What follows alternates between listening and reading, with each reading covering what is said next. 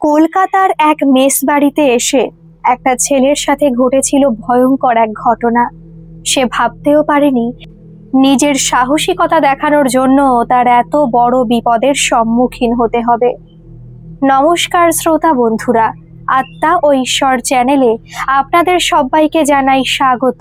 আশা করব আপনারা সকলেই ভালো আছেন, সুস্থ আছেন। আত্মা ও ঈশ্বরকে এইভাবেই আপনারা ভালোবাসা দিয়ে যেতে থাকুন। তাহলে চলুন বন্ধুরা, শুরু করি আজকের এই সত্যি ভৌতিক ঘটনা। আমাকে যে আজকে ঘটনাটা পাঠিয়েছে তার একটু পরিচয় দিয়ে দিই, কারণ তার সাথে এই ভৌতিক ঘটনাটা ঘটেছে। অরিন্দম দা ঘটনাটা পাঠিয়েছে। অরিন্দম দার বাবা ব্যাঙ্গালোরে চাকরি সূত্রে থাকে। বহু বছর ধরে তিনি সেখানে আছেন। অরিন্দম দা যখন ছোট ছিল তখন তার মাকে নিয়ে ওই বাবার কাছে সেখানে থাকতো, কিন্তু পড়াশোনা না খুব ক্ষতি হয়ে যাচ্ছিল। কারণ এখানে বাংলা মিডিয়াম স্কুলে পড়েছে, ঠিকমতো পড়াশোনা করছে, হঠাৎ করে সেখানে গিয়ে অন্য স্কুলে ভর্তি হওয়া একটু সমস্যা হয়ে যাচ্ছিল। তাই মাত্র সেখানে 6 মাস থেকে গ্রামের বাড়িতে চলে আসে। সেখান থেকেই পড়াশোনা করে, মাধ্যমিক দেয়, উচ্চ মাধ্যমিক দেয়, ভালো রেজাল্টও করে। কিন্তু যখন সে মাধ্যমিক দেয় তার পরপরই তার মা মারা যায়। তার মা যখন মারা গেল তারপরেও কিন্তু সেখানে সে ছিল, সেখান থেকে সে উচ্চ মাধ্যমিক পরীক্ষা দিয়েছে। অরিন্দম দা বরাবরই পড়াশোনাতে ভালো, তাই উচ্চ মাধ্যমিকে খুব ভালো রেজাল্ট না হলেও খুব একটা খারাপ রেজাল্ট হয়নি। তার আশা ছিল আরো ভালো রেজাল্ট করার, যেহেতু তার মা মারা গেছে তাই একটা মানসিক সমস্যার মধ্যে সে পড়েছিল, তাই রেজাল্টটা তার আশানুরূপ হয়নি। অরিন্দম দার বাবার সবসময় ইচ্ছা ছিল, যেহেতু তিনি আইটি সেক্টরে আছেন, তাই তার ছেলে এরকম ইঞ্জিনিয়ারিং নিয়ে পড়াশোনা করবে আর এই লাইনেই আসবে। কিন্তু অরিন্দম দার না টিচার হওয়ার খুব ইচ্ছা। তার জন্য গ্রাজুয়েশন করতে হবে, এমএ করতে হবে, বিএড করতে হবে। যেহেতু এই ঘটনাটা ঘটে গেছে প্রায় 7-8 বছর হয়ে গেছে, তখনও কিন্তু মানুষ বিশ্বাস করত যে এখনো চান্স আছে এসএসসি পরীক্ষা পশ্চিমবঙ্গে হওয়ার। ঠিকমতো ডিগ্রিগুলো নিলে হয়তো পরবর্তীকালে সে এসএসসি পরীক্ষায় বসতে পারবে, এটাই তার আশা ছিল। কিন্তু একটু বলে দিচ্ছি, দাদা কিন্তু বর্তমানে একজন ইঞ্জিনিয়ার, সফল ইঞ্জিনিয়ার, ভালোভাবে চাকরি করছে। কিন্তু মাঝখানে এমন কিছু ঘটনা ঘটে গিয়েছিল যে সেখান থেকে দাদার মানসিকতার পরিবর্তন হয়ে যায় এবং তারপরে সে ইঞ্জিনিয়ারিং লাইনের দিকে ঢুকে যায়। দাদার ম্যাথ প্রিয় সাবজেক্ট ছিল, সেই হিসেবে সে কলকাতার একটা নামকরা ইউনিভার্সিটিতে, যেখানে গ্রাজুয়েশনে রয়েছে, এমএও করতে পারবে, সেখানে এন্ট্রান্স পরীক্ষা দিয়েছিল, চান্সও পেয়ে যায়। কিন্তু দাদা সেখানে হস্টেলটা পায়নি, কারণ যেহেতু কলকাতা থেকে যেখানে তার বাড়ি সেখান থেকে খুব একটা বেশি ডিস্টেন্স নয়, আর হস্টেল পাওয়ার ক্ষেত্রে না একটু ডিস্টেন্সের ব্যাপার থাকে। আরও একটা ব্যাপার থাকে, যদি ইউনিয়নের দাদাদের সাথে একটু যোগাযোগ রাখা যায়। কিন্তু অরিন্দমদা যেহেতু কলকাতায় প্রথম গেছে, তাই কারোর সাথে ঠিকমতো এখনো বন্ধুত্ব গড়ে ওঠেনি, তাই হস্টেলটা ওর পেল না। তো পাশেই একটা মেস দাদা দেখতে লাগলো। যেহেতু এই মেস খুঁজতে অনেকটা লেট হয়ে গেছিল, ওই একটু হস্টেল পাওয়ার আশায় ছিল। ততদিনে সে জার্নি করত, এই গ্রাম থেকে শহরে রেগুলার জার্নি করে পড়াশোনা করত। সে সকালে বেরিয়ে যেত, আস্তে আস্তে কিন্তু রাত হয়ে যেত। আর একটা কথা মাঝখানে বলে রাখি, এই যে দাদার মা মারা গেল তারপরে না দাদার সাথে একটু তার বাবার মনোমালিন্য সৃষ্টি হয়েছে। কারণ তার মতে তার বাবা যদি চেষ্টা করত কলকাতা ট্রান্সফার নিতে পারতো, তার মায়ের সাথে থাকতে হতো। তার মা তার বাবার অবর্তমানে সমস্ত দায়িত্ব মাথায় নিয়েছে, অনেক টেনশন করেছে, যে কারণে স্ট্রোক হয়ে মারা গেছে। এই একটা রাগ সৃষ্টি হয়েছে তার বাবার প্রতি। কিন্তু তার বাবা টাকা পাঠিয়ে দেয় তাকে, যা খরচ হয়। দাদা কিন্তু চাইলেই একটা ভালো পিজিতে থাকতেই পারতো, তার বাবা কিন্তু ভালোই টাকা পায়। কিন্তু ওই যে, সে তো ফোন করে কখনো জানাবে না যে সে এত টাকা চায় বা তার পিজিতে এত খরচ হচ্ছে। তার বাবাকে সে কিছুই বলে না, একটা কানাকড়িও তার বাবার কাছ থেকে সে দাবি করে না। তার বাবা যা টাকা পাঠায় সেটা দিয়েই সে চলে। তাই ভেবেছিল হস্টেলটা পেলে অনেকটা টাকা খরচ কম হবে, তার বাবা যা টাকা পাঠাবে তা দিয়ে তার মোটামুটি করে চলে যাবে, টাকা তার কাছে আর চাইতে হবে না। তাই হস্টেল যখন পেল না তখন মেস দেখা শুরু করলো। ওই যে বললাম অনেকটা লেট হয়ে গেছে, চারিদিকে সমস্ত মেসই প্রায় বুক, কোথাও তেমন পাচ্ছে না। আর এর মধ্যে কিন্তু প্রায় 2 মাস হয়ে গেছে সে ক্লাস করছে। কতটা কষ্ট হচ্ছে তার, পড়াশোনা ঠিক মতো টাইমই পাচ্ছে না, সারাটা দিন জার্নি করেই কেটে যাচ্ছে তার। 2 মাস হয়ে গেছে মানে বন্ধুত্ব অনেকটা হয়ে গেছে। তো তার মধ্যে একটা ছেলে হঠাৎ করে বলে বসলো, সে তো জানতে পেরেছে যে সে মেস পাচ্ছে না, তখন বলল যে তুই এরকম মেস খুঁজছিস, আমরা যেখানে থাকি, যেটা অনেকটা পুরনো, এখান থেকে একটু ভিতরের দিকে আর কি, ওখানে একটা রুম ফাঁকা আছে, দেখলাম তো তালা দেওয়া। যেহেতু সেখানকার বাড়ির মালিকের সাথে বা ব্রোকার সাথে তেমন তো কোনো কথা হয়নি যে রুমটা ফাঁকা রয়েছে কেন, তুই বললে একবার জিজ্ঞেস করতে পারি। কারণ আমাদের যেখানে থাকি আমরা 3 তলা, সেখানে কিন্তু সমস্ত রুমই প্রায় বুকড। একটা ঘরের মধ্যে আমরা 3 জন করে থাকি, 3টে ছোট ছোট বেড সেখানে দেওয়া রয়েছে। তুই যদি বলিস তাহলে জিজ্ঞেস করতে পারি যে সমস্ত রুম বুকড, ওই রুমটা কেন ফাঁকা, আমার একটা বন্ধু আছে সে থাকতে চায়। এই কথা শুনে তো অরিন্দমদা খুব খুশি হলো। প্রথমত মেস পাচ্ছে না, দ্বিতীয়ত যা পাচ্ছে সব পিজি, এবং সেখানে প্রচুর খরচ, প্রায় 9-10 হাজার টাকা লেগে যাচ্ছে সেখানে থাকতে গিয়ে। আর তার বাবা প্রায় 10 হাজার টাকার কাছাকাছি তাকে হাত খরচের জন্য, পড়াশোনার জন্য পাঠায়। সেখানে যদি এই পুরো টাকাটার আশেপাশেই সেই পিজিতে দিয়ে দিতে হয়, তাহলে তার হাত খরচ, বই খাতা কেনার খরচ কি করে চলবে? আর এদিকে সে জেদ ধরে বসে রয়েছে। তার বাবা ফোন করলে ওই ভালো আছি, ভালো আছো, এইটুকুই। এর থেকে আর কোনো কথা সে তার বাবাকে বলতে চায় না, কারণ এখনো তার মনের মধ্যে তার মা গেঁথে রয়েছে। তার মায়ের মৃত্যুকে সে এখনো ভুলতে পারছে না। পরের দিন সেখানে গেল ওই ছেলেটা, যে আর কি বন্ধু, সেখানে গিয়ে ব্রোকারের সাথে কথাও বলল। কিন্তু সেখান থেকে তেমন ভাবে বিস্তারিতভাবে কিছু বলেনি, শুধু বলেছিল ওই রুমে একটু সমস্যা আছে, সবাই একটু রুমার ছড়ায় যে ভৌতিক কোনো ব্যাপার ট্যাপার আছে, কিন্তু আমার মনে হয় না, সবাই ভয় পায় তাই রুমটা বন্ধ করে রেখেছি। কিন্তু যদি কেউ ইচ্ছাবশত থাকতে চায়, যদি সে জোর করে, তাহলে আমি রুমটা দিয়ে দিতে পারি। এই কথা শুনে সেই বন্ধুটাও একটু হেসেছে। তখন সে বলছে, আপনি কি সব কথা বলছেন, হাস্যকর, এগুলো এই যুগে এসে বিশ্বাস করে কেউ? কে একজন গুজব রটিয়ে দিল, আর এই রুমটা পুরো ফাঁকা পড়ে রয়েছে।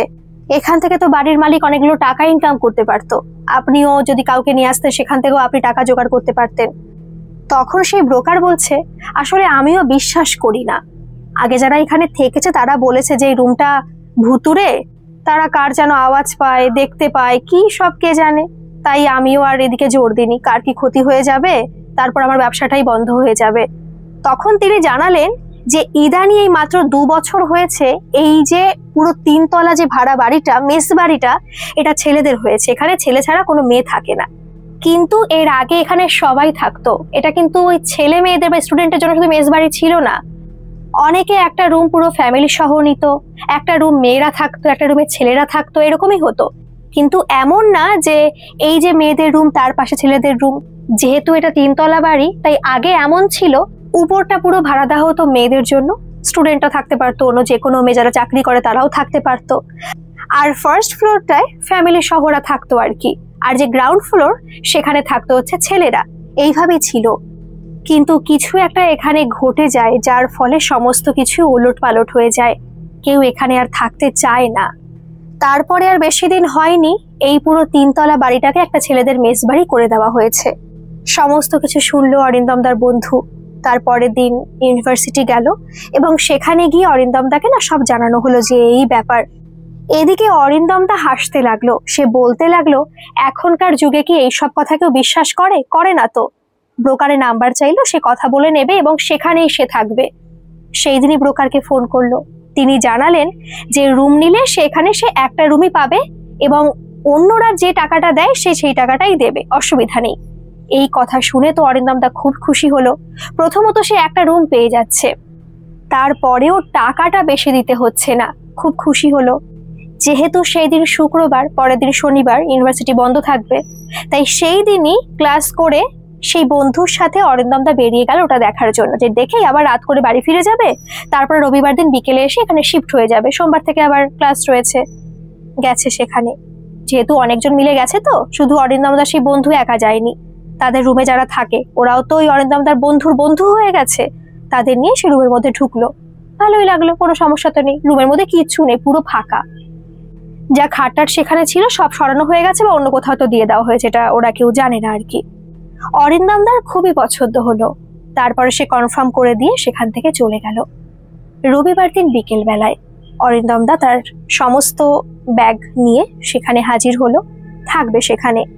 ঘরের মধ্যে এসে দেখলো ওই যে বাড়ির যে মালিক ছিল সেখানে এসেছিল, একটা বেড দিয়ে গেছে আর অরিন্দমদার জন্য অপেক্ষা করছে।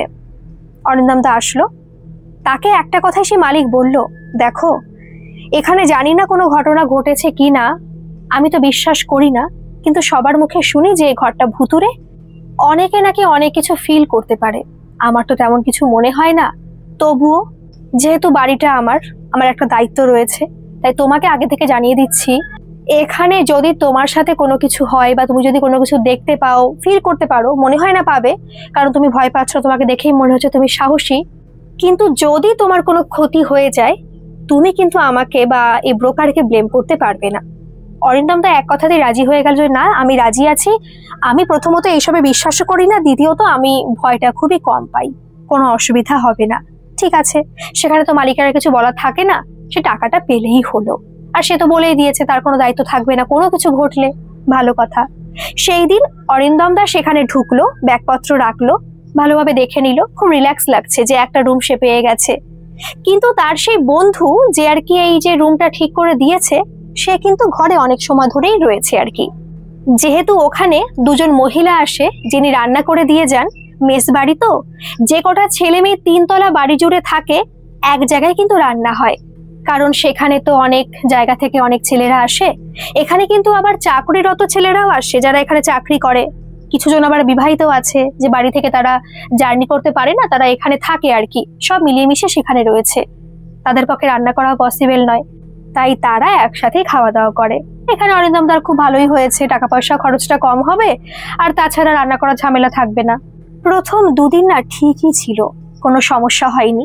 আর এদিকে অরিন্দম দা সেই বন্ধুর সাথে আলোচনা করছে, হাসাহাসি করছে, শুধুমাত্র সেই বন্ধুর সাথে না, এখানে এসে উপরে ফ্লোরে সবার সাথে কিন্তু পরিচয় হয়ে গেছে। ও আরেকটা কথা বলি, এই যে রুমটা এটা কিন্তু 2nd ফ্লোরে রয়েছে, অর্থাৎ 3 তলায় রয়েছে। সেখানে 4টে রুম, 3টে রুম পুরো ভাড়া দেওয়া, আর একটা রুম ফাঁকা ছিল, সেই রুমটাই কিন্তু সে রয়েছে।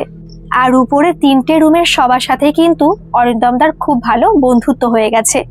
নিচে অনেকের সাথে কথা হয়, কিন্তু অতটা ভালো বন্ধুত্ব এখনো হয়নি।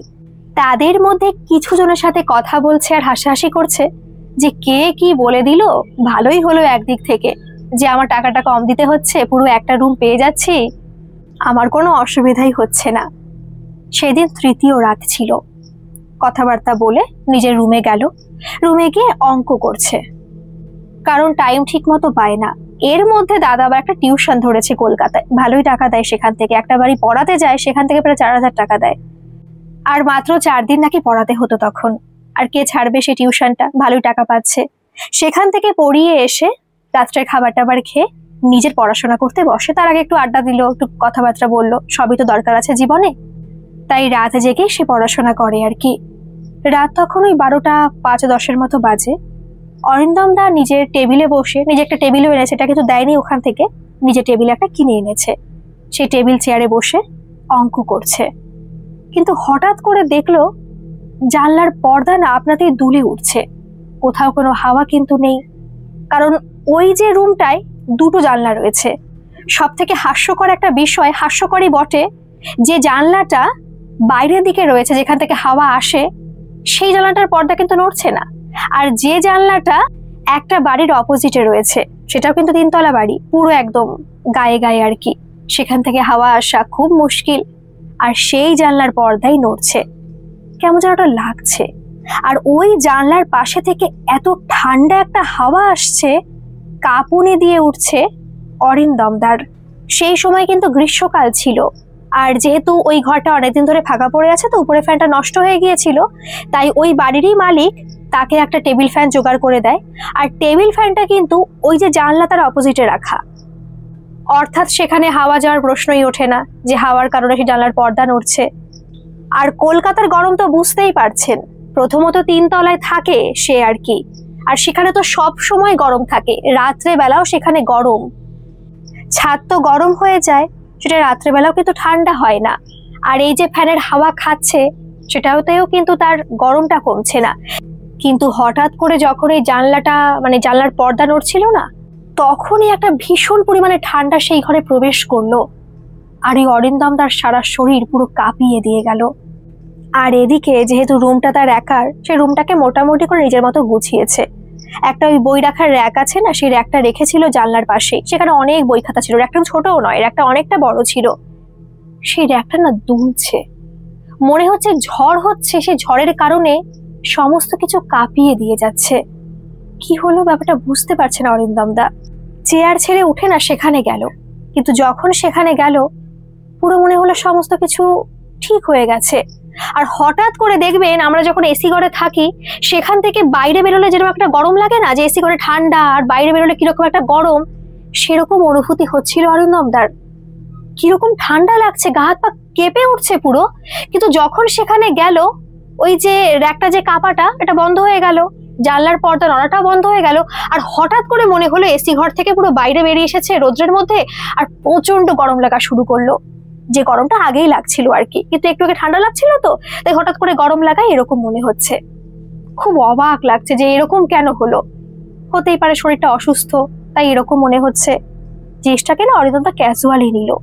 আর এটা ঠিক কথা, মেয়েদের থেকে ছেলেদের একটু আগ্রহ সব জিনিসে কমই থাকে। হ্যাঁ, সবাই সমান হয় না, কিছু কিছু এক্সেপশনাল মানুষজন থাকে। যাই হোক, সেই রাত্রে আর পড়তে পারিনি, কেমন একটা লাগছে তো, তাই বইটই সব বন্ধ করে দাদা শুয়ে পড়েছে। ফ্যানটাকে আবার নিচের দিকে ঘুরিয়ে দিয়েছে। আগে তো টেবিলে বসা ছিল, টেবিলের দিকে ছিল, এখন খাটের দিকে আবার ফ্যানটাকে ঘুরিয়ে দিয়েছে। গরমে তো ঠিকমতো ঘুমাতেও পারছে না, কারণ গ্রীষ্মকাল আর 3 তলাটা প্রচুর গরম হয়, খুব কষ্ট লাগছে।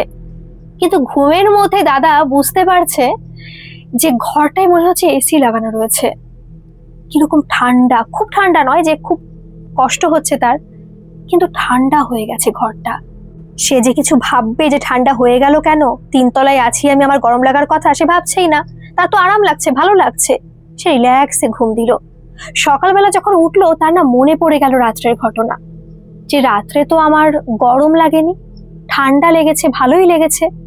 সে না জিজ্ঞেস করলো তার বন্ধুদের, বন্ধু বলতে সকালবেলা আবার এসেছে তো খাওয়া দাওয়া করবে আর কি, তো তাদের বললো যে রাত্রে কি বৃষ্টি হয়েছিল নাকি রে? বলছে না, বৃষ্টি তো হয়নি। বলছে জানিস তো কালকে ঠান্ডা লাগছিল, তোদের কি ঠান্ডা লাগছিল? কালকে ওয়েদারটা ভালো ছিল বল। বলছে কোথায় ওয়েদার ভালো ছিল, রাত্রে তো আমরা ঠিক মতো ঘুমাতেই পারিনি, এত গরম ছিল। খটকা লাগলো দাদার, কিন্তু সে তখনও ভাবছে হয়তো স্বপ্ন দেখেছে, স্বপ্নের মধ্যে সে রিল্যাক্সে ছিল, খুব ঠান্ডা লেগেছে এবং ভালো করে ঘুমিয়েছে। সে আর কিছু আর ভাবিনি, চলে গেল ক্লাস করতে। এদিকে যে খাতাটায় আগের দিন রাত্রেবেলায় অঙ্ক করছিল সেই খাতা কিন্তু সে কলেজে নিয়ে যায় না, সেই খাতাটা সেইভাবে, আর সেই বইটাও সেইভাবেই রয়েছে, অর্থাৎ বইয়ের মধ্যে খাতাটা দিয়ে বইটাকে চাপা দেওয়া। রাত্রেবেলা আসলো, আবার খাওয়া দাওয়া করলো, গল্প গুজব করলো, রাত্রেবেলা সেই অঙ্কই নিয়ে বসলো। কিন্তু যখন ওই বইটাকে খুললো, যে খাতাটায় অঙ্ক করছিল অর্ধেক তো করা হয়েছে, অঙ্ক কমপ্লিট করেছিল, তারপরে অঙ্ক শুরু করবে সেখান থেকে, সেইখানে দেখলো নখের আঁচড়। মনে হলো কেউ তার বড় বড় নখ দিয়ে সেখানে টেনে দিয়ে গেছে, খাতাটা ছিঁড়ে গেছে, অর্থাৎ পরের পেজে খাতাটার দাগ পড়ে গেছে সেখানে ছিঁড়ে গিয়ে। ঘরটা যেহেতু তার নিজের, সেখানে তো অন্য কেউ প্রবেশ করতে পারবে না, ঘরে তালা দিয়ে সে যায়, অর্থাৎ ঘরের মধ্যে কেউ ঢুকতে পারেনি। তাহলে এই দাগটা আসলো কোথা থেকে? প্রচন্ড পরিমাণে খটকা লাগছে। বিড়াল আছে কি? জানলা তো খুলে রেখে গেছিল, বিড়াল ঢুকে কি এই করলো? কিন্তু এত উপরে বিড়াল আসবেও বা কি করে? কি জানি কি হচ্ছে, একটু খটকা লাগছে ঠিকই, কিন্তু বেশি পাত্তা দিচ্ছে না। আবার মনের মধ্যে কিন্তু একটা জিনিস ঘুরপাক খাচ্ছে, যে এই রুমটাকে কিন্তু ভুতুড়ে বলা হয়েছিল, তা সত্ত্বেও মানে সেটা জেনেও অরিন্দমদা কিন্তু এখানে রয়েছে। কিন্তু সে নিজের মনেই বলছে না না এসব কিছু নয়, এসব আমার মনের ভুল, হতেই পারে আমি এরকম করেছি, কি জানি কিছু একটা হয়েছে নিশ্চয়ই। আর অত কিছু না ভাবেনি, সেই পেজটাকে বাদ দিয়ে সেই পেজটাকে ছিঁড়েও ফেলেছে। পরের পেজ থেকে অঙ্ক করা শুরু করলো, অঙ্ক করছে এক মনে, আর পাশে ফোনে একটা ব্যাকগ্রাউন্ড মিউজিক চলছে, পুরো সফট একটা মিউজিক, কাম একটা মিউজিক।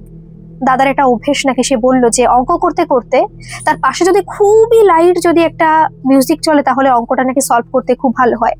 অনেক এরকম থাকে হয়তো, কিন্তু দেখবেন আমরা যদি কোনো কিছু মন দিয়ে করি তবুও আমাদের তো একটা ব্যাপার থাকে যে পাশে কেউ একজন হেঁটে আসছে বা পিছনে কেউ একজন আছে, এটা কিন্তু আমরা বুঝতে পারি, ফিল করতে পারি।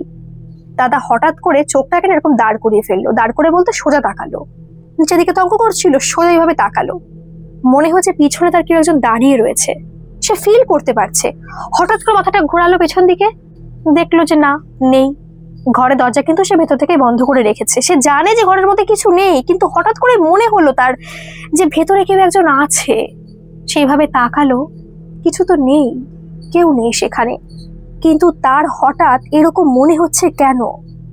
এইভাবে প্রায় 3-4 দিন কেটে গেল, কিন্তু প্রত্যেক দিন রাত্রে 2:45-এর দিকে না অরিন্দমদার ঘুম ভেঙে যাচ্ছে। মনে হচ্ছে কেউ একজন সেই দরজা ভেঙে বাইরে বেরোতে যাচ্ছে। হ্যাঁ, বাইরে থেকে কিন্তু ভেতরে নয়, ভেতর থেকে বাইরে কেউ একজন দরজা খোলার চেষ্টা করছে আর সে বাইরে যেতে চায়। মনে হচ্ছে বারবার করে দরজাটাকে টানছে, কিন্তু সে খুলতে পারছে না, সে জানেই না দরজা কিভাবে খোলে। দাদা চোখ বন্ধ করে রয়েছে আর অনুভব করতে পারছে এরকম হচ্ছে। সে কিন্তু ঘুম, তবুও বুঝতে পারছে আওয়াজ হলে তো বোঝা যায় না, কিন্তু সে ঘুমের মধ্যে ভাবছে সে কি স্বপ্ন দেখছে, সে কি স্বপ্নের মধ্যে এরকম আওয়াজ পাচ্ছে নাকি এটা বাস্তবে হচ্ছে। কিন্তু যতই সে চোখ খোলার চেষ্টা করুক না কেন, সে চোখ কোনো মতে খুলতে পারছে না। চোখ বোঝা অবস্থায় সে দেখতে পাচ্ছে এখন যে একটা মহিলা, তার বয়স আনুমানিক কত হবে, 26-27 হবে, সেরকম একজন মহিলা সে দরজা খোলার চেষ্টা করছে। আবছা তাকে দেখতে পাচ্ছে, তাকে বারবার করে বলছে যে তুমি কে, তুমি দরজাটা খুলতে চাইছো কেন, কে তুমি, ঘরে আসলে কি করে, কিন্তু সে চোখ খুলতে পারছে না। এরকম দেখবেন অনেকের হয়, কিন্তু অনেকে ঘুমায়, বেশিরভাগ এটা দুপুরবেলার দিকে হয়।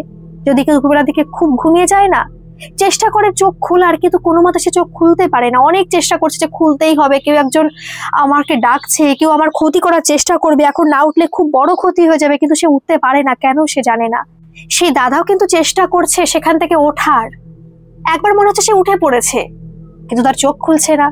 আদতে সে কিন্তু শুয়ে রয়েছে সেখানে, ওঠেনি। এরকম করে বারবার তার মনে হচ্ছে সে ঘেমে নিয়ে পুরো একাকার অবস্থা হয়ে গেছে। আর ঘরটা কিন্তু সেই আগের মতোই ঠান্ডা, যেটা ইদানিং তার মাঝে মাঝে রাত্রেবেলায় মনে হচ্ছে। প্রত্যেকদিন তো কিন্তু কিছু কিছু ঘটনা ঘটেই যাচ্ছে, প্রায় 3-4 দিন হয়ে গেছে, কিন্তু তবু এই 3-4 দিনে কিন্তু ভালোভাবে যায়নি অরিন্দমদার। অনেক ঘটনাই ঘটে যাচ্ছে তার। প্রথমত গ্রীষ্মকাল, গরম থাকার কথা, 2nd ফ্লোর বলে কথা, একদম তার উপরে কোনো কিছু নেই আর ছাদ রয়েছে, কিন্তু ঠান্ডা লাগছে। আর ঠান্ডা লাগছে, আবার সে ঘামছে। খুব একটা খারাপ পরিস্থিতি তার সাথে হচ্ছে। সে চোখটাকে অনেক কষ্টে মেলল, উঠলো, উঠে দেখলো না আবার সে গরমটা লাগছে, ঘেমে নিয়ে একাকার অবস্থা। কিন্তু তার মনে আছে সে এত সময় ধরে কি দেখেছে। তাকালো দরজার দিকে, না, সমস্ত কিছুই স্বাভাবিক, কোনো কিছু আর অসুবিধা নেই। তাহলে সে এরকম দেখলো কেন? সে আবারও ভাবলো স্বপ্ন দেখেছে, একটু ভয় পাচ্ছে তো কদিন ধরে। ওই যে বললাম রাত 2:45 দিকে ঘুম ভেঙে যাচ্ছে, এরকম আওয়াজ পাচ্ছে, এই হচ্ছে, এইসব কথা মাথায় ঢোকাচ্ছে হয়তো, তাই স্বপ্ন দেখেছে, আর কিছু ভাবেনি, আবার শুয়ে পড়েছে। কিন্তু এই যে ঘটনা একটা সপ্তাহ ধরে তার সাথে ঘটছে, এই ঘটনা কিন্তু সে চাইলেও কাউকে বলতে পারছে না। ছেলেদের মন তো। আর যেখানে সে খুব সাহস দেখিয়েছিল, যেখানে সে নিজে থেকে বলেছে তার কিছুতে ভয় নেই, সে খুব সাহসী একজন মানুষ, সে ভূত প্রেতে বিশ্বাস করে না, সেখানে এই কথাগুলো সে অন্য কাউকে বলবে কি করে? তার যে কাছের বন্ধু, সে অনেক কাছের বন্ধু হয়ে গেছে তার। এই যে রুমটা ঠিক করে দিল, এখানেই সে থাকে, একসাথে যায় ইউনিভার্সিটি, একসাথে আসে, আড্ডা মারে, এখানে যায় ওখানে যায়, খুব ভালো বন্ধুত্ব হয়ে গেছে। কিন্তু সেই বন্ধুকেও ওই দাদা বলতে পারছে না। কি ভাববে? সে যদি আমাকে ভীতু ভাবে? কারণ এই যে একটা কথা, এগুলোকে কেউ বিশ্বাস করবে? কি বিশ্বাস করার মতো জিনিস? সকালে উঠেছে, একটু মনটা না খারাপ খারাপ। তখন দাদার ওই বন্ধু দাদাকে বলছে, কি ব্যাপার, তোকে ইদানিং দেখছি কেমন থাকিস, হাসিস ঠিক আছে, কিন্তু কেমন একটা মনমরা থাকিস, আর আজকে বেশি দেখাচ্ছে তোকে এরকম, কি হয়েছে? শরীরটুরি খারাপ? কাকিমার জন্য কষ্ট হচ্ছে, মন খারাপ হচ্ছে? কারোর সাথে জেনে গেছে তার মা এরকম মারা গেছে, বেশি দিনও হয়নি। কিন্তু অরিন্দম দা তার বন্ধুর প্রশ্নের কোনো উত্তর দেয়নি। সে যা ভাবছে ভাবুক, সে হয়তো ভাবছে তার মার জন্য কষ্ট হচ্ছে, সেটাই ভাবুক সে। আর কি বলবে সেখানে? বলবে যে আমি এরকম ভয় পাচ্ছি, ভূত প্রেতের কোনো খারাপ কিছু ঘটছে আমার এখানে, সেই কারণে আমি খুব বিধ্বস্ত হয়ে আছি মানসিকভাবে, এগুলো কি বলতে পারবে? পারবে না তো, তাই বলেও নি। তার মাঝখানে একটা কথা বলা হয়নি, প্রায় তো 2-2.5 মাস হতে গেছে এই ইউনিভার্সিটিতে জয়েন করেছে, এখানে এসেছে আর কি, জয়েন করেছে বলতে পড়তে এসেছে। তো এখানে আসার মাত্র 15-20 দিনের মধ্যেই কিন্তু একটা মেয়ের সাথে আলাপ হয়েছিল, একই ডিপার্টমেন্টের, ম্যাথেরই, একটু অঙ্ক সলভ করার ক্ষেত্রে বন্ধুত্ব হয়ে গেছে, বন্ধুই শুধু। কিন্তু অরিন্দম দা মনে মনে তাকে খুব পছন্দ করে, এবং দাদা নিজেও ভাবে যে সেই মেয়েটাও তাকে হয়তো পছন্দ করে, কিন্তু কেউ কাউকে বলতে পারছে না। একে অপরকে তারা খুবই ভালো বন্ধু মনে করে, তুই তুই করে কথা বলে, সমস্ত কিছুই ভালো চলছে। তার সাথে মাঝে মাঝে ফোনেও কথা হয়, কিন্তু সেটা খুবই দরকারে, অন্য কোনো কারণে নয়। কোনো একটা অঙ্ক পারছে না, কোনো নোটস দিয়েছে কলেজ থেকে, ইউনিভার্সিটি থেকে, তো এরকম কোনো ব্যাপারে কথা বলছে। আর টেক্সট মেসেজ অর্থাৎ ফেসবুক হোয়াটসঅ্যাপে তো কথা হয়, সেটা তো আছেই। কিন্তু আজকে যখন ইউনিভার্সিটি গেল, যখন ক্লাস করছে, তখন সে তো খুব মনমরা রয়েছে, কারণ তার মনের মধ্যে অন্য কিছু ঘুরছে। ওই মেয়েটা তাকে বারবার করে জিজ্ঞেস করছে কি হয়েছে। মেয়েটাকেও তো বলবে না, ছেলেকে বন্ধুকে বলতে পারছে না, তাহলে মেয়েকে কেন বলতে যাবে? সেই মেয়েটাকে কেন সে বলতে যাবে? বলেনি কিছু। মেয়েটাও না কিছু ফিল করছে, যে কিছু একটা প্রবলেম ওর হয়েছে, আর ও তো জানে তার মা মারা গেছে, ভেবেছে হয়তো ওই কারণে। সেই দিন আবার মেসে ফিরে এসেছে, কিন্তু আজকে রাত্রেবেলা সে অঙ্ক করতে বসেনি, কারণ তার শরীরটা না খুব অসুস্থ লাগছে। সে ভেবেছে আজকে 11টার মধ্যে শুয়ে পড়বে। শুয়েও পড়েছে, এমনি তো খুব টেনশনে আছে, সঙ্গে সঙ্গে ঘুমিয়ে পড়েছে শোয়ার সাথে সাথেই। কিন্তু পাক্কা 2:45 তার ঘুম ভেঙে গেছে। ঘুম ভাঙা বলতে সে তো ঘুমিয়েছিল, পুরো চোখটা হঠাৎ করে সে এরকম মেলে দিল। কিন্তু চোখ মেলার সাথে সাথে সে দেখলো উপরে একটা ফ্যান রয়েছে, সেখান থেকে কোনো একটা মেয়ে ঝুলে রয়েছে। হঠাৎ করে সে ধরপড়িয়ে উঠে বসলো। ঘর কিন্তু অফ, ঘরের লাইট কিন্তু অফ। লাইটটাকে অন করলো, দেখলো কোথাও কিছু নেই, পুরো তো ফ্যানই নেই। ফ্যানের যেখানে আর কি ফ্যানটা রাখবে সেই জায়গাটা রয়েছে, আংটা মতো রয়েছে, কিন্তু ফ্যান সেখানে নেই। ফ্যান তো নষ্ট হয়ে গেছে, সরিয়ে নেওয়া হয়েছে, তার বদলে এই ফ্যানটা দেওয়া হয়েছে। তাহলে কি দেখলো? সে তো জেগেই রয়েছে, সে তো স্বপ্ন দেখছে না। চোখ মেলে তাকালো, ওটা দেখলো আর লাইট জ্বালালো। এটা স্বপ্নের মধ্যে হলো না। তাহলে কি দেখলো সে? অন্ধকার হলেও সে স্পষ্ট দেখতে পেয়েছে যে কেউ একজন সে ফ্যানের থেকে ঝুলে রয়েছে। তাহলে কি দেখলো সে? পুরো স্পষ্ট সে দেখতে পেয়েছে তার হাত পা না কাঁপছে, শরীরটা কেমন শিরশির করছে, আবারও সেরকম ঠান্ডা লাগছে, প্রচন্ড পরিমাণে তার শীত লাগতে শুরু করেছে। তার চোখের থেকে না দুফোঁটা জল গড়িয়ে পড়েছে। অরিন্দমদা বললো যে সেদিন আমি যে কি ভয় পেয়েছিলাম তোমাকে আমি বলে বোঝাতে পারবো না। 3টে অলরেডি বেজে গেছে, সে আর ঘুমাতেই পারেনি। সারাটা রাত বাকি সময়টা সে জেগেই পুরো কাটিয়ে দিয়েছে। তারপরে যখন ভোর হলো, যখন বাইরে আলো দেখা যাচ্ছে, দিনের আলো, তখন সে ঘুমিয়েছে। তার মনের মধ্যে একটু সাহস এসেছে, দিনের বেলা হলে একটু মানুষের সাহস আসে, তখন সে ঘুমিয়েছে। 9:30 বাজে, সেই ছেলে এখনো রুম থেকে বেরোয় না। যে 7টার সময় ঘুম থেকে উঠে যায়। এদিকে তো বন্ধুরা সবাই টেনশন করছে, দরজা ধাক্কা দিচ্ছে, কিন্তু কোনো মতে সে উঠছে না। সবাই তো খুব ভয় পেয়ে গেছে, কি হয়ে গেল।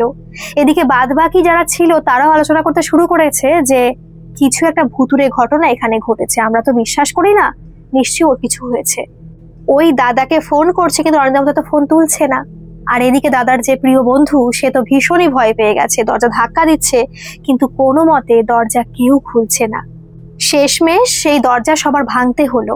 বেশি বেগ পেতে হয়নি দরজা ভাঙতে, অনেক পুরনো দরজা তো, ভেঙে গেছে অনেকটা ধাক্কাধাক্কি করার ফলেই। এদিকে সবাই তো ভীষণ পরিমাণে ভয়ে আছে যে ছেলেটার কি না কি হয়ে গেল। ছেলেটাকে দেখলো শুয়ে আছে, ওকে দেখে না আঁতকে উঠেছে দাদার প্রিয় বন্ধু, যে ও ঠিক আছে তো, ওর কোনো সমস্যা হয়নি তো। কিন্তু গায়ে হাত দিয়ে দেখলো গায়ে ধুম জ্বর। তাকে বারবার করে ডাকছে সেই বন্ধুটা, সে হালকা হালকা শুধু কথা বলতে পারছে আর গোঙাচ্ছে। সে কোনো মানে তার মুখের থেকে কোনো স্পষ্ট কথা আর বের হচ্ছে না। ডাক্তার ডাকা হলো, ডাক্তার বললেন যে খুব জ্বর এসেছে, হতে পারে ওয়েদার চেঞ্জের কারণে বা গরম লেগে ঠান্ডা লেগে গেছে, সেই কারণে জ্বর এসেছে। এটাই তো সে ভাববে না, কারণ 3 তলায় রয়েছে, গরম লেগে যেতেই পারে। ডাক্তার দেখানো হলো, ওষুধ দেওয়া হলো, ওষুধ খাওয়ার পরে জ্বরটা একটু কমেছে, একটু ভালো লাগছে। দাদা সেদিন আর ইউনিভার্সিটি যায়নি, দাদার সেই বন্ধু গিয়েছিল। এদিকে ওই যে সেই মেয়েটা দাদাকে ফোন করে পাচ্ছে না, কারণ সকাল থেকে সে ফোন করেছে, কারণ আগের দিন তো তাকে দেখেছে মন মানসিকতা তার ভালো নেই, একটু তো সফট কর্নার তারও আছে না দাদার প্রতি। সে ফোন করছে, ফোন তোলেনি, টেনশনে তো আছে। এদিকে দাদার এই বন্ধু, সে কিন্তু ম্যাথের ডিপার্টমেন্টের না, সে অন্য ডিপার্টমেন্টের, কিন্তু একই ইউনিভার্সিটিতে পড়ে। তাকে দেখে জিজ্ঞেস করলো সেই মেয়েটা যে কি হয়েছে, বললো যে এরকম খুব জ্বর এসেছে, খুবই জ্বর, তাই কলেজে আসতে পারেনি, আর সব থেকে বড় কথা সে ডাকেও সাড়া দেয়নি। এইভাবে দরজা খুলে আমাদের দেখতে হয়েছে যে তার জ্বর, শরীর খুব অসুস্থ। মেয়েটা তো খুব টেনসড হয়ে গেল, সে তো একটু হলেও ভালোবাসছে না ছেলেটাকে। তখন সেই মেয়েটা কি করলো, কলেজ আর করলো না, সে ঠিকানা নিয়ে চলে গেল সেই মেসে। আর জিজ্ঞেস করিল যে সেখানে কি যাওয়া যাবে, মেয়েদেরকে অ্যালাউ আছে? বলছে কেন যাবে না, যেতেই পারো, দেখা করতেই পারো বন্ধু বান্ধবদের সাথে। তখন কটা বাজে, 12:30 মতো বাজে, দিনের বেলা। কিন্তু মেয়েটা গেছে সেখানে, কিন্তু সেই 3 তলা মেস বাড়িতে একটা মানুষও সেখানে অবশিষ্ট নেই, শুধুমাত্র সেই অরিন্দমদা ছাড়া। কারণ সবাই তো সেখানে হয় কলেজে পড়ে, কেউ ইউনিভার্সিটি, কেউ কাজ করে, কেউ আবার সরকারি চাকরি করে, সবাই তো বেরিয়ে গেছে, কেউ তো সেখানে নেই, একটা মানুষও না। কিন্তু তাকে তো বলে দেওয়া হয়েছিল যে 3 তলায় এরকম থাকে, এত নম্বর রুমে সে আছে। সে আস্তে আস্তে সেখানে গেল, কিন্তু দরজার সামনে গিয়ে দেখলো যে দরজাটা না বাইরে থেকে বন্ধ, তালা দেওয়া না, শুধু বাইরে থেকে বন্ধ রয়েছে। কোথায় গেল বুঝতে পারলো না, হতে পারে আশেপাশে কোথায় গেছে। দরজাটাকে সে খুললো, কিন্তু খোলার পরে মনে হলো একটা দমকা হাওয়া মেয়েটার পুরো সারা শরীরটাকে ঠান্ডা করে দিয়ে গেল। গ্রীষ্মের সময় প্রচুর তো গরম লাগছে, এতটা কষ্ট করে সে এখানে এসেছে, আর এই রুমের মধ্যে ঢুকে তার মনে হলো একটা ঠান্ডা হিমশীতল স্রোত তার গা বেয়ে চলে গেল। একটু তো ভয় পেয়েছে যে এরকম হলো কেন, এত গরম, ভিতরে কোনো এসিও নেই, ফ্যানও চলছে না, ফ্যানটাও অফ, এরকম হলো কেন। তাও মেয়েটা ঘরের মধ্যে ঢুকলো, ঢুকে যে বেডটা ছিল সেখানে বসে পড়েছে। কিন্তু হঠাৎ করে বসার সাথে সাথে মেয়েটার মনে হলো যে কেউ একজন তার গলা টিপে ধরেছে পুরো। সে নিঃশ্বাস নিতে পারছে না, সে কথা বলতে পারছে না, এরকম তার হচ্ছে কেন সে বুঝতেও পারছে না। তার মাথার চুল সবকটা পুরো খাড়া হয়ে গেছে, বড় বড় চুল মেয়েদের, সেই চুলগুলো মাথার উপরে যেটুকু চুল থাকে সেগুলো পড়েছে পুরো খাড়া হয়ে গেছে। আর হঠাৎ করে সে সেখানে অজ্ঞান হয়ে পড়ে গেছে। আর দাদা গেছিল স্নান করতে, কারণ সে তো স্নানও করে, শরীরটা অসুস্থ ছিল। ওষুধ খাওয়ার পর শরীরটা একটু ভালো লাগার পরে সে স্নানটা সারতে গেছিল। কিন্তু এসে দরজা খুলে সে তো প্রথমে অবাক হয়ে গিয়েছিল আর ভয়ও পেয়েছিল যে দরজা খোলা কেন, আবার কি কোনো কিছু শুরু হবে। কিন্তু ভেতরে ঢুকে প্রথমত ওই মেয়েটাকে দেখে ভয় পেয়ে গেছে প্রচন্ড, মানে অন্য ভয় পেয়েছে। অর্থাৎ ও তো ভাবতেও পারেনি, অরিন্দম তো ভাবতেও পারেনি যে তার ওই বান্ধবী, কলেজের বান্ধবী এখানে তাকে দেখতে আসবে, সে তো জানেও না। সে ভেবেছে কোনো ভূতুরে মহিলা, কোনো কেউ ভূত ওইভাবে শুয়ে রয়েছে, সে তো চিৎকার করে উঠেছে। কিন্তু ভালোভাবে কাছে গিয়ে দেখে যে না, সে তার কলেজের বান্ধবী। সে তো প্রচন্ড পরিমাণে ভয় পেয়ে গেছে। বাড়িতে তো কেউ নেই, মানে মেসে কেউ নেই যে কাকে ডাকবে, ও কাকে ডেকে ওকে সুস্থ করার চেষ্টা করবে। জল ছিল, সেই জলটাকে ছেটানো হলো, ছেটানোর পরে না মেয়েটার জ্ঞান ফিরলো। খুব তো ভয় পেয়ে গিয়েছিল ওই দাদা, এখানে এসে মেয়েটা এরকম হয়ে গেল। একটা টেনশন লাগে না, অন্য টেনশন তো লাগে যে সবাই তো কি না কি ভাববে, খারাপ ভাববে। কিন্তু মেয়েটাকে খাটে বসানো হলো, মেয়েটা না আর কোনো কথা বলেনি, চুপচাপ ছিল। মেয়েটাকে বলা হলো কি হয়েছে, কেন তোমার এরকম হয়েছিল, সে কিছু বলতে পারছে না, কিচ্ছু না, যে কেন তার এরকম হলো, ওই যে গলা টিপে ধরেছিল কেউ, এটাও সে বলতে পারলো না। আর এদিকে তো শরীরটা খুবই অসুস্থ, অরিন্দম দাস তো দিয়ে আসতেও পারছে না মেয়েটাকে। তখন সে কি করলো, তার সে বন্ধুকে ফোন করলো যে মেসে থাকে, তাকে ফোন করার পর সে আসলো আর মেয়েটাকে বাড়িতে দিয়ে আসা হলো। এইদিকে দাদার আস্তে আস্তে জ্বরও কমে গেছে, আর জ্বর কিন্তু আসেনি। সেদিন ফোন করেছিল সেই মেয়েটাকে, ফোন না তোলেনি, মেয়েটার টেনশন হচ্ছে কি হলো। পরের দিন না কলেজে গেছে ওই দাদা, যাওয়ার পরে দেখলো মেয়েটা না আসেনি। মেয়েটাকে ফোন করছে, মেয়েটা ফোনও তুলছে না, টেনশনও হচ্ছে খুব। তার বন্ধুকে বলছে যে এই ব্যাপার হয়েছিল, মেয়েটা না অজ্ঞান হয়ে গেছে জানিস তো, মেয়েটা তো খোঁজও পাচ্ছি না, কি হলো বলতো। তখন সে বলছে মেয়েটার বাড়ি তো দমদম, এখান থেকে তো যেতেও লেট হবে, একটা ফ্ল্যাট এসে থাকে, আগের দিন যেতে আমার অনেকটা দেরি হয়ে গিয়েছিল, বলতে তাও তো যেতে হয়, একটা তো খোঁজ নিতে হয়। যেহেতু ঠিকানা তাদের কাছে কিন্তু আছে, কারণ আগের দিন সেই বন্ধুটা তার বাড়ি দিয়ে এসেছে, তারা দুই বন্ধু মিলে সেখানে বেরিয়ে গেল। সেখানে যাওয়ার পর সে ফ্ল্যাটে গেল, কলিং বেল বাজালো। একজন বৃদ্ধ বয়স্ক মহিলা দরজা খুললেন, যিনি কিন্তু আগের দিন ছিলেন না, তাকে কিন্তু দেখতে পাইনি আর কি ওই অরিন্দমদার বন্ধু। পরে জানতে পারলে বৃদ্ধ মহিলা হচ্ছে ওই মেয়েটির ঠাকুমা হয়, গ্রামে থাকে, সেখানে এসেছে আর কি। এদিকে মেয়েটার খোঁজ নেওয়ার চেষ্টা করছে যে কি হলো, মেয়েটাকে তো কেউ কিছু বলছে না যে মেয়েটা কোথায়। তখন তার ঠাকুমা বলছে যে মেয়েটাকে নাকি এমন এক জায়গায় নিয়ে যাওয়া হয়েছে, এটা অনেকটা দূরে, সেখানে গাড়ি ভাড়া করে নিয়ে যাওয়া হয়েছে। মেয়েটার নাকি কিছু একটা সমস্যা হয়েছে, সে খুবই নাকি পাগল পাগল ভাব করছে, কিন্তু কিছু একটা খুলে বলছে না এই ঠাকুমা, এটা বুঝতে পারছে। অরিন্দমদা বারবার করে বলছে যে কি হয়েছে, আমাদের খুলে বলুন কি হয়েছে। তখন ঠাকুমা বলছে দেখো তোমরা আজকালকার ছেলে মেয়ে, তোমরা এইসবে বিশ্বাস করবে না। মেয়েটাকে মনে হয় কোনো অতৃপ্ত আত্মায় ধরেছে। মেয়েটা বাড়ি আসার পর থেকে কেমন যেন করছে, পাগলের মতো করছে, আর সবার সাথে খারাপ ব্যবহার করছে, তার চোখ মুখের চেহারা সব পাল্টে গেছে। অরিন্দমদা শুনে তো পুরো হতভম্ব হয়ে গেছে, কি বলছে এটা। আর এটাও মাঝখানে যে রাতটা চলে গেল না, সেই রাতেও কিন্তু অরিন্দমদা কিচ্ছু বুঝতে পারেনি, না কোনো আওয়াজ, না কোনো ভয়, কিচ্ছু কিন্তু হয়নি, পুরো রিল্যাক্সে সে ঘুমিয়েছে। তখন অরিন্দমদা ভাবছে এখন সমস্ত কিছু জানানোর দরকার, না হলে সে সবার সাথে অন্যায় করবে। সেখানে বসে, তার বন্ধু তো কিছু জানেও না যে এই ঘটনাগুলো সেখানে ঘটেছে, সে মেসে তার পাশে সে থাকতো, সে কিছু জানে না। তখন সে ঠাকুমাকে আর তার বন্ধুকে সমস্ত ঘটনা জানালো যে এই ঘটনায় কদিন ধরে হয়েছে, এই ব্যাপার। এদিকে ঠাকুমা তো খুব টেনশন করছে যে তার মানে সেখান থেকে কিছু একটা ঘটনা ঘটেছে।